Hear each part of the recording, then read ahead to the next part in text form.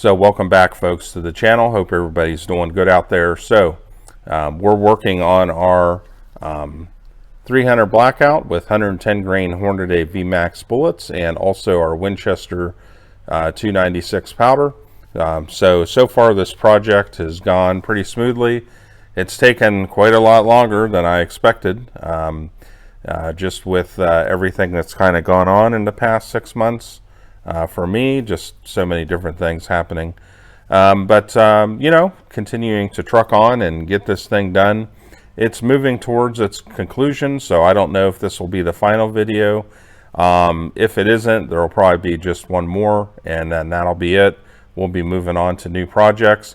I actually need this press now for 38 Special, because we have our 38 Special project that's basically hung up. Because this press is occupied with this right now, so we need to get this out of the way. And then also with some other stuff I got coming up, got a bunch of different product reviews which I've already done some filming on. Just need to wrap them up and edit them and stuff. So should be some interesting gear reviews coming up for y'all.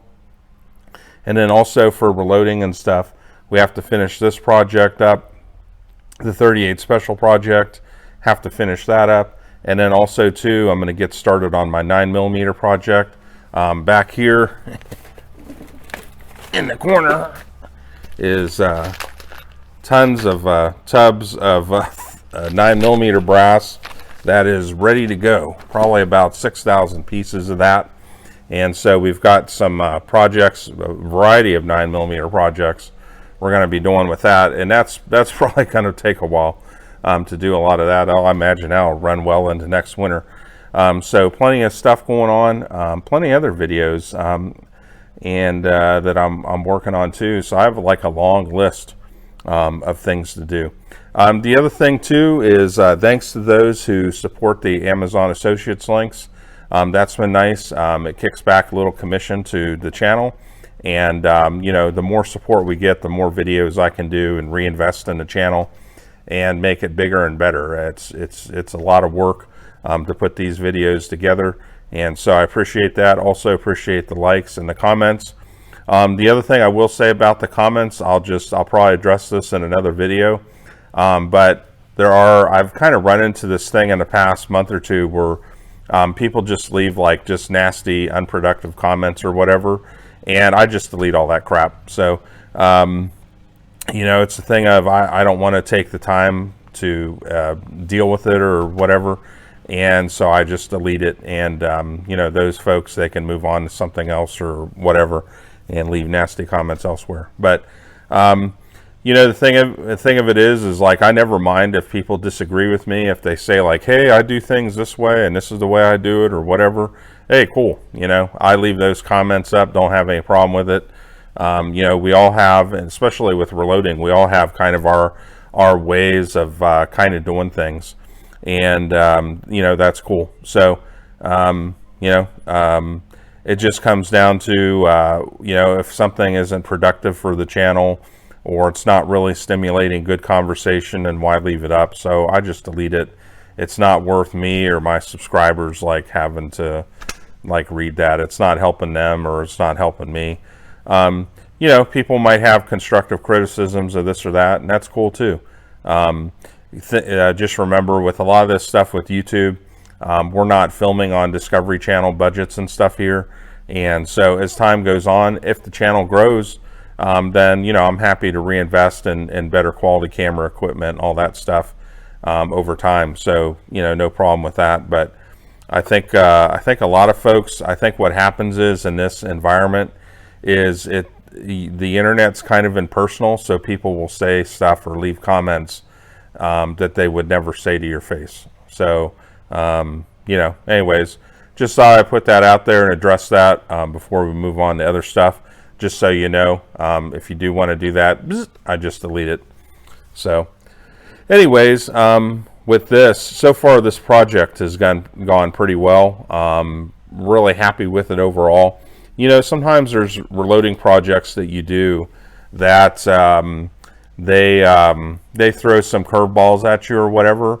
But I have to say, I've been really happy with this Winchester 296 powder. I've been very happy with these bullets. It's just been a very straightforward project. So, you know, I'm pretty happy with that. So essentially what we've got going on right now is I've got the press all set up. The press is still set up, but I had to adjust my powder. And essentially what the thing is I've looked at all the different reloading manuals, and I've also talked to some people that I know and trust that have kind of worked up these loads themselves and stuff, and kind of what their thoughts were and all that. And I've decided to, at first I was just kind of bumping up about 0.3 of a grain, but I think, you know, we should be in the clear to bring it up a little bit more. So I went ahead and went up to 19.5, and you know, I think that should be good. So I think kind of right where we're at, we can either push it out a little bit more. We'll kind of see what the results we get from this are. I think we got a little more room. Like I said, one of the people I talked to, they went to the max to where their primers were popping out and all that stuff. And so I kind of know where the limit is in terms of what they did, and kind of what they found. And they were kind of just goofing around, trying to like get 300 blackouts at absolute, you know, max, because they were shooting it out hundreds of yards and all that stuff. So, you know, okay, so, you know, that was kind of good to know. I don't think I want to go that far with it. I think it's just the thing where I just want a reliable, consistent, accurate load that has some punch behind it. And I think if we can get there, then that's pretty much what I'm looking for. It cycles reliably. It's not really too hard on the gun, or anything like that, where we're running into issues with primers or whatever, and we're just kind of pushing it a little bit over the top. It just needs to be to a point where it's got, you know, pretty solid punch, accurate, runs good, all that, and I think I'll be pretty happy. So if it works with this, with the 19.5, and I kind of think that we don't need to go any further, then I'll go ahead and call it quits. Now here's the other thing too. 300 Blackout brass. Now I have thousands of pieces of brass. Some of it's loaded, some of it's not loaded. But the issue is, because I do so much 300 Blackout, it seems like I have a constant shortage of 300 Blackout brass. So probably this summer what y'all are going to see is, I think my Lee app press is open right now. And so probably what I'm going to do is we're going to do some 300 Blackout brass prep videos. There was someone saying recently, and I've heard people say this before, the Lee app sucks for rifle brass and stuff. Well, I don't know. I've resized thousands of pieces of 300 Blackout brass on it, and it's worked just fine. Maybe for some bigger cartridges, you might have some problems. I don't know. Maybe people consider the press not stout enough to handle, you know, bigger rifle cartridges or whatever. But I think for us, 300 Blackout, like I said, it works fine. So I think I'll get the app set up, because I really got to do some brass prep. I got so many pieces of brass, I got to basically get them to the point where they're ready to load. And I don't really have a whole lot left. I got, you know, in here in this planter's jar, you know, there's some left, but not a lot. And then I do have another thing of brass. It's maybe half full, and this is kind of brass that I use for like just target or plinking loads. It's not as well prepped as this Starline brass, or as consistent. So, oh, here's another thing too. Anytime you put powder in a piece of brass, I always come back and I check it if I get distracted by something else. Yep, I got my powder in there, all good. Now I can seat my bullet. So, yeah, we need to do some brass prep with 300 Blackout. So I think I'll do some videos on that, and you know, kind of the way I do it. And I think the other thing I need to do is I need to order up another batch of Starline brass too, because doing these videos and all that, it just eats up bullets and brass and powder and primers. I mean, So, you know, it's like, for instance, that, you know, some of the stuff I'm doing were like that one video I did for the 150 grain Hornady bullets. You know, I pretty much already had done that in the past, so I didn't need to do all those videos for myself. But, you know, I did them for YouTube, so people could see what I was doing. But, you know, that ends up like consuming a lot of brass and stuff that I wouldn't ordinarily use, you know.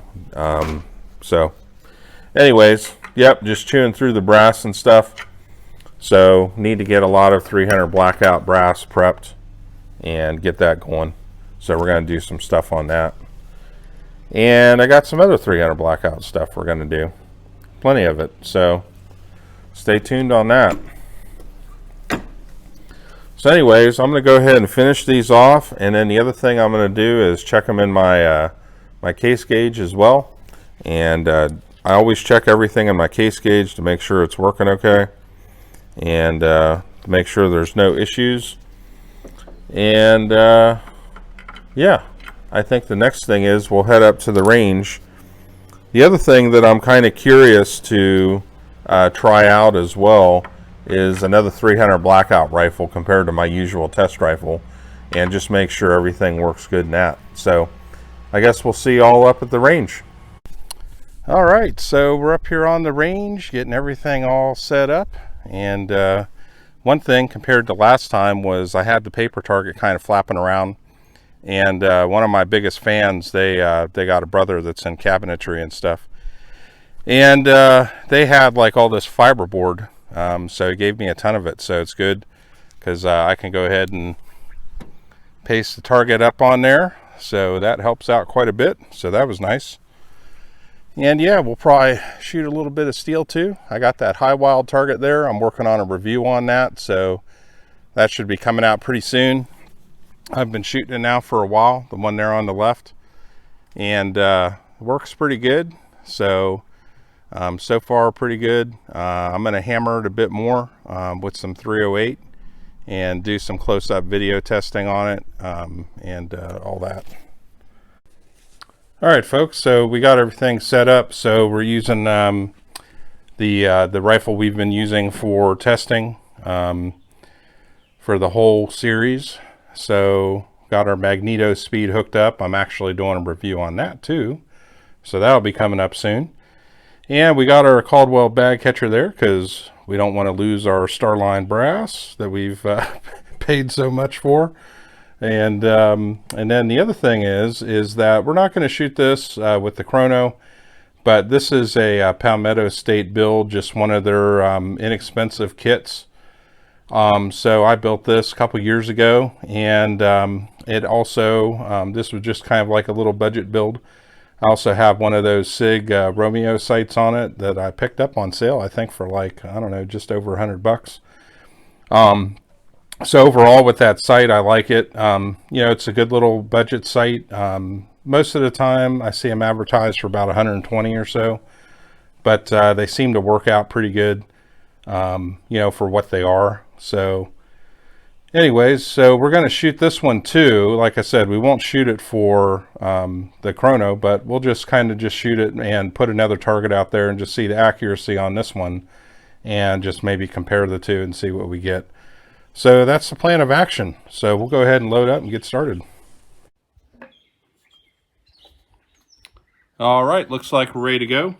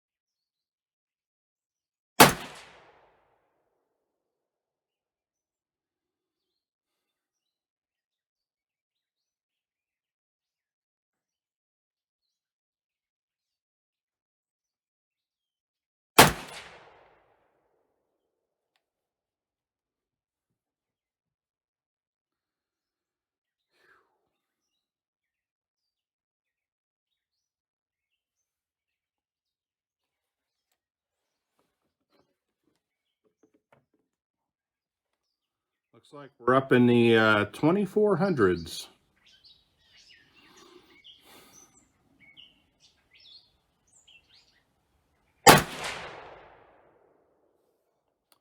$24.37.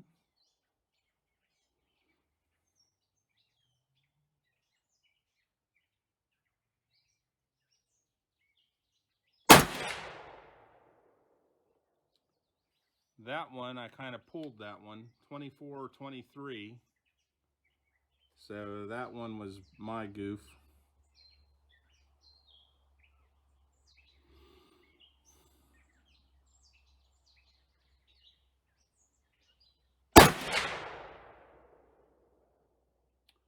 Oh, let's see, 24.10.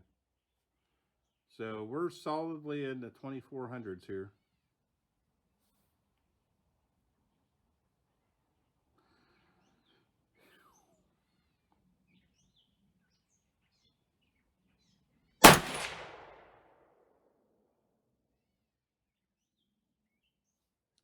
Yep, well into the 2400s.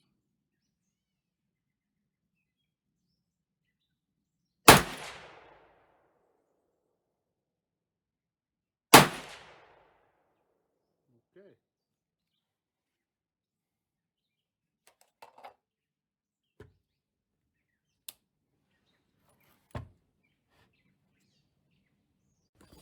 Okay, so reviewing the data, 2430, the low 2410, the standard deviation 17. So that's pretty tight. That's good enough for me.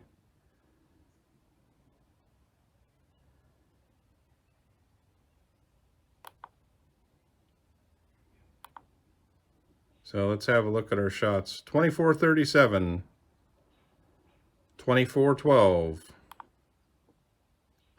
2426,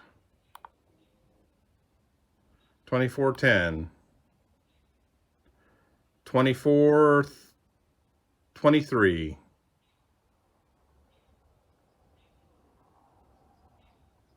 2437,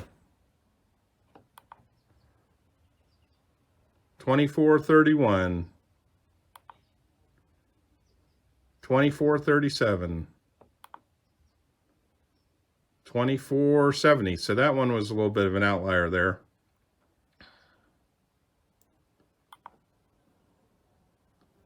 2418.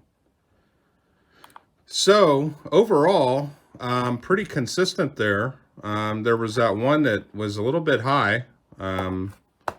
So don't know what that is, but other than that, the rest of them seem to come in pretty close together. So I don't know, looking pretty good. No issues with the rifle.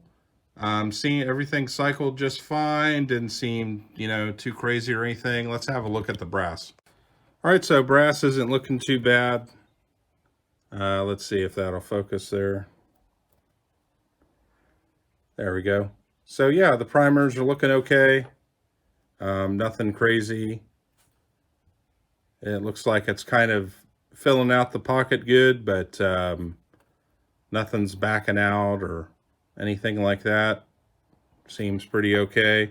It seems like the brass is maybe a little bit more smudgy than it was, but also too, I haven't cleaned this rifle for a little bit as well, so it probably needs a good cleaning, but it does seem a little more smudged up than last time. Not a huge amount, but a little bit more. But overall, primer pockets look okay, primers look okay, so everything seems to be going fine, so I don't really have any concerns. Alrighty, so came up here to have a look at the target. So looking pretty good. One thing is I haven't adjusted the sights since last time, and we can definitely see the step up as the velocity's gone up. We've definitely have come up compared to last time with that increase in velocity. This one out here, that was user error. I kind of snatched the trigger a little bit on that one, so that was my fault. But overall, nice little group. A lot of them were pretty much right on top of one another. So 10 shots there. So pretty good. I'm happy with that. So I like the looks of it. Okay, so we did our chronograph testing. Now we have our Palmetto State build that we're going to go ahead and shoot. We've got a fresh target up there, up the range. So we'll go ahead. I'm just curious to see how this one's going to do accuracy-wise. We won't bother chrono testing it, but you know, like I said, just to kind of you know, see how it compares between the two rifles and how it all looks. Also, too, keep in mind with this, I think this is a 2 MOA red dot. And the one thing with these cheaper sights that I find with the red dot is the red dot is not as crisp as something like a Trijicon or Aimpoint or something like that. But, you know, for budget type purposes, you know, it works all right. So if you have like a cheaper rifle and you just want it for plinking or something like that, you know, I mean, it works good enough for that sort of thing. So, you know, that's another difference. That EOTech, of course, you know, has that 3x magnifier, which helps out a little bit. You know, with this, we don't have any magnification. So we'll see how it goes. Got my Caldwell bag brass catcher there. So went ahead and switched that over because, again, I like keeping my brass and not having it rolling around everywhere. So that helps out. So let's give it a go. All right. The other thing, too, is this sight is set up for 150 grain Hornady full metal jacket. So probably, I'm guessing it's probably going to shoot high. When you look through the red dot down the range, pretty much the dot covers up that whole center box and the target. So you don't really have anything close to any precision. But obviously, if this was some sort of defensive scenario or whatever, if you get your rounds inside of the box there, you're doing pretty good.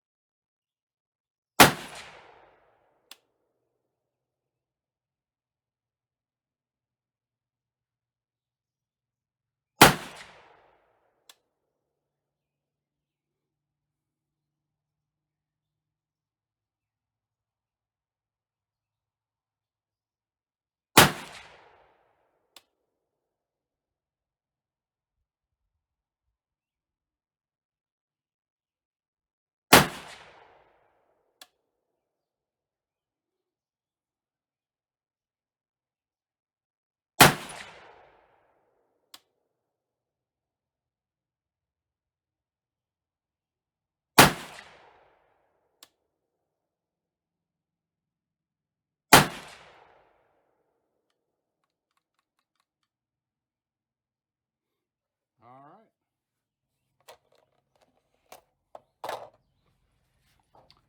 So I think the rounds kind of went center. So who knows? Maybe whenever I was shooting my Nosler of Armageddons through there, I had adjusted the sights. I haven't shot this rifle for probably a year now. So we'll go up there and have a look and see what we got. All right, so actually it looks pretty good. A bunch of our shots there are pretty much in the center of the group, and we have a couple of little outliers there, but within that 2 MOA dot, pretty much all the shots landed inside of that, so pretty decent. They didn't arc up as high as I thought, so last time I think I shot that rifle was maybe in the fall, and at that time I think I was doing Nosler of Armageddon, so I might have adjusted the sights for it at that time. I don't remember.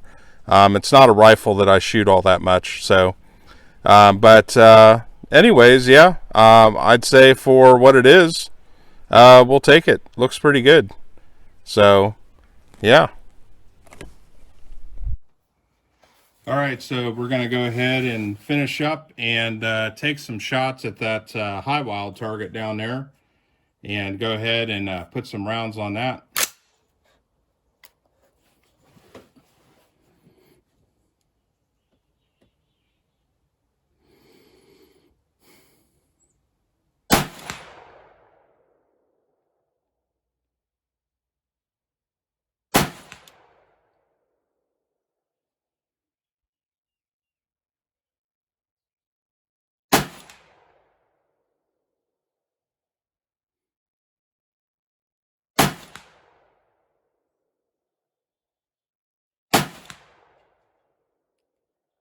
Hitting both of those steel targets pretty good. The red dot, pretty much the one on the left, it looks like it just about covers it up. But yeah, getting some good hits on there. Yeah, let's put one on the big one too.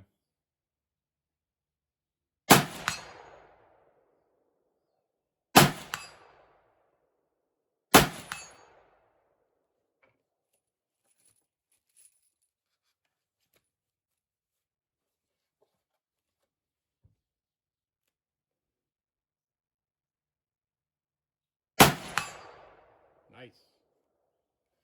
Liking that. It's pretty hard. All right, folks, so we'll go ahead and wrap it up and for this video. And it was a good time. I enjoyed myself today. The weather is just about perfect. And it looks like it's starting to cool off a little bit now. I could almost sit out here for the next hour or so.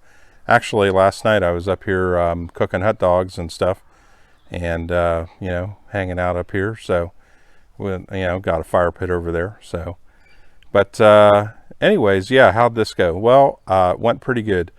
The one thing I've kind of found with this project compared to some reloading projects, they'll kind of throw up some weird stuff sometimes.